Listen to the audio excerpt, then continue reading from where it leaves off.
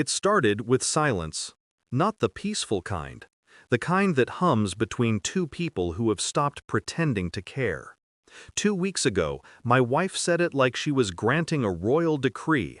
From now on, I decide when we spend time together. Stop bothering me. Then she walked away.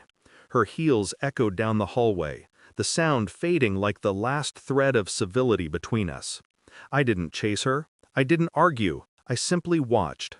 And then I did exactly what she asked. 2 weeks of nothing. No calls, no texts, no checking if she made it home. Silence became my experiment. At first, she thrived in it. Posted pictures of girls' dinners and self-care weekends. Her smile was wide, her captions polished. But I saw the flicker behind her eyes, the one she thought filters could hide. By the 12th day, the silence began to weigh. By the 14th, she showed up at my job. She didn't speak at first, just stood there in the lobby, eyes darting, lips trembling slightly. "You've been ignoring me," she said finally. "No," I replied. "I've been respecting your decision." That was the moment she realized I wasn't the one unraveling. She was. It hadn't started with the silence. The silence was just the final movement in a symphony of deceit. I'd noticed the small changes first. Her phone always face down. The late-night work meetings. The scent of a cologne I didn't wear clinging to her hair. I asked once, casually, over dinner, "New client?" She blinked too fast, smiled too wide. "Just busy, love. You know how it is." Yes, I knew exactly how it was. One night, I overheard her whispering in the kitchen. Soft, intimate tones not meant for a husband's ears. I stayed in the dark hallway, listening. "I can't tonight," she said. "He's home." A pause. Then, a laugh. "Soon, I promise." My pulse slowed. Not quickened. Slowed.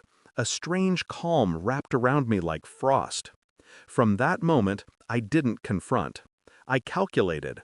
Every gesture of affection she gave me afterward felt like performance art. I watched her lie, and I let her believe she was winning. That's what betrayal does. It doesn't shatter you. It freezes you. Makes you see the world with horrifying clarity. The next morning, I began my quiet investigation. She thought I was absorbed in my work. In truth, I was documenting hers. Her car's GPS history, her spending habits, every conference receipt she forgot to hide properly. And when that wasn't enough, I reached further. Phone records, location logs, the small details people never think to erase. A pattern emerged. A hotel 3 towns away. Twice a week. Same room number. I called the hotel, pretending to be her assistant. Polite, efficient. The manager remembered her instantly.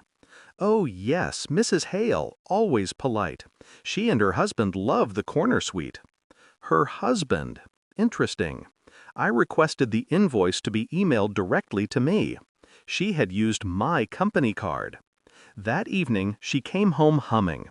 I watched her drop her purse, pour wine, sit on the couch like she belonged there. "Rough day?" she asked. "Not at all," I said. "Quite productive." She smiled. I smiled back. We lived the lie together, flawlessly.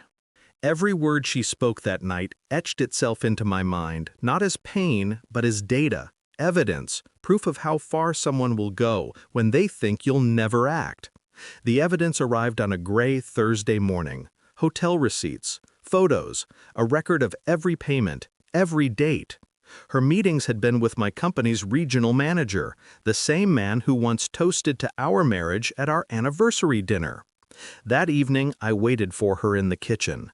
The house was quiet, save for the ticking clock that always ran a little too fast. When she entered, I slid the printed records across the table. "What's this?" she asked, frowning. I said nothing. She skimmed the first page, froze, then the second. Her breath hitched. "This isn't what it looks like." I almost laughed. "Then explain what it looks like." Tears gathered instantly. She tried to speak, but the words tangled. Her practiced confidence fractured. I leaned back, watching her crumble in real time. There was no satisfaction, only silence. "How long have you known?" she whispered.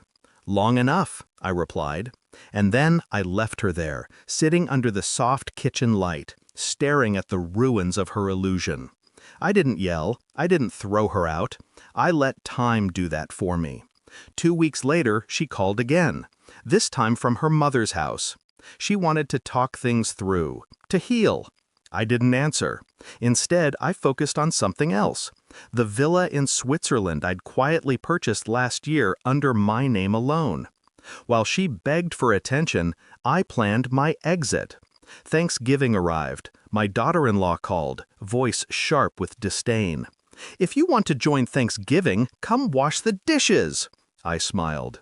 "Enjoy," I said, and hung up. Then I posted the photos. The villa bathed in morning light. The mountain view reflected in floor-to-ceiling glass. The quiet, impossible beauty of peace. An hour later, my phone rang. Once, then again, then again. 71 calls, all from her. I didn't answer a single one. I sat on the terrace, the wind cutting cold across my face. For the first time in years, I felt weightless. Not happy, happiness is too naive a word, but clean, stripped of illusion. She had built her life on control, on manipulation disguised as love.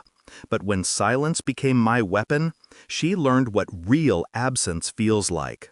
Some people think revenge is an act. It's not. It's restraint. It's the refusal to explain yourself to those who never listened. As dusk settled over the Alps, my phone buzzed one last time. Her name glowed on the screen. I let it ring, watched it fade. Then I turned it off, and in the final silence, I smiled. The greedy shrew had finally learned what it means to be alone.